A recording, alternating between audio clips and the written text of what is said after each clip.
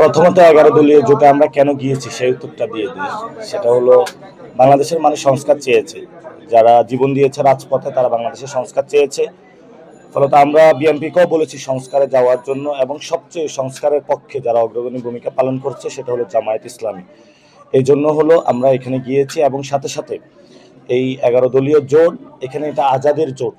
অর্থাৎ আপনি বিএনপির যে জোট সেখানে মার্কা দল সবকিছু হলো গোলামের কাছে সোপর্দ করে দিতে হয়েছে, বিক্রি করে দিতে হয়েছে। কিন্তু আমাদের ঐক্যবদ্ধ যে জোট রয়েছে সেখানে হলো সবার মার্কা ঠিক থাকবে, সেখানে নাম ঠিক থাকবে। এই জন্য আমরা 11 দলীয় জোটে হলো গিয়েছি। প্রথমত 11 দলীয় জোটে আমরা কেন গিয়েছি সেই উত্তরটা দিয়ে দিই। সেটা হলো বাংলাদেশের মানুষ সংস্কার চেয়েছে। যারা জীবন দিয়েছে রাজপথে তারা বাংলাদেশের সংস্কার চেয়েছে। ফলত আমরা বিএনপিকেও বলেছি সংস্কারে যাওয়ার জন্য, এবং সবচেয়ে সংস্কারের পক্ষে যারা অগ্রগণী ভূমিকা পালন করছে সেটা হলো জামায়াত ইসলামী। এই জন্য হলো আমরা এখানে গিয়েছি, এবং সাথে সাথে এই 11 দলীয় জোট, এখানে এটা আজাদের জোট। অর্থাৎ আপনি বিএনপির যে জোট সেখানে মার্কা দল সবকিছু হলো গোলামের কাছে সোপর্দ করে দিতে হয়েছে, বিক্রি করে দিতে হয়েছে।